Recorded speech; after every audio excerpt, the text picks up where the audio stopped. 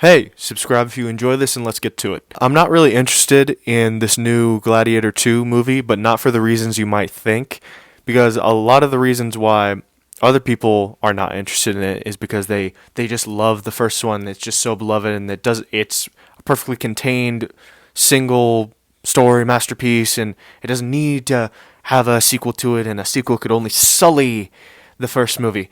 Me, I don't even like the first Gladiator, and it's not because I think it's like a travesty or anything. It's just that movie didn't emotionally affect me, and I think it's because in terms of Maximus's family, the only time when we ever see them pretty much is when they get killed, and we don't really get to spend time with them. We don't really get to see what he was like with his family, what kind of a husband he was, what kind of a father he was. It just becomes like a generic kind of revenge story to me. And I think when you put your story in ancient Rome, I think it's more interesting to make the story not about revenge and maybe about like the structure of Rome itself, or like, and not that that movie's not, but like I don't think just taking a simple revenge story and putting it back then is very interesting. I don't find that very interesting. Russell Crowe's good in it, Joaquin Phoenix is good in it. I think the movie's overrated. And that's why I'm not interested in seeing Gladiator 2, because I don't even like the first one. The only thing that sort of intrigued me was them flooding the arena to make sea battles with the boats and stuff, because I know they actually did that historically in Rome. It's hilarious, some of the criticisms that people have said. Like one guy said, like, "Oh, why is Denzel having an American accent?" It's like, that is the dumbest criticism ever. If you're going to criticize one character having an American accent and one character having a British accent, then criticize them all speaking English, right? Because they didn't speak English, they spoke Italian, right? And even if they had spoken English, they wouldn't have spoken the type of English that they speak in the first movie. So that's a stupid criticism.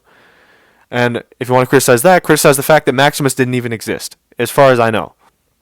But yeah, I just have no interest in the movie. I don't know who Paul Mescal is. I like Denzel Washington. But yeah, I just really don't have any interest in it. And as far as Ridley Scott movies go, it's not my favorite olden times Ridley Scott movie that I've seen. My favorite one of his from the olden times is actually The Last Duel, and I think that movie is actually much better than Gladiator because it's much more relevant to modern times, and it kind of leaves the interpretation up to the audience to decide what actually happened. And that if you're not familiar with The Last Duel, that is about one of the last trials by combat, when this one guy is accused of rape by this guy's wife, and he's friends with the guy who is accused, and it shows a bunch of different alternate scenarios according to what each person said, according to the guy who was accused, according to the husband of the wife who accused him, and according to the wife herself. And it shows you all those scenarios, and then it shows you the only objective scenario, which is the outcome of the battle between the husband of the wife who accused the man and the accused man himself. And I think that movie is much more interesting visually. The story is much more interesting. I like the acting in that. It's a lot more fascinating, especially in the times that we live in now, where there's a lot of discourse over whether or not certain people should be believed or not, and how much weight a person's accusation should hold when there's no evidence for it.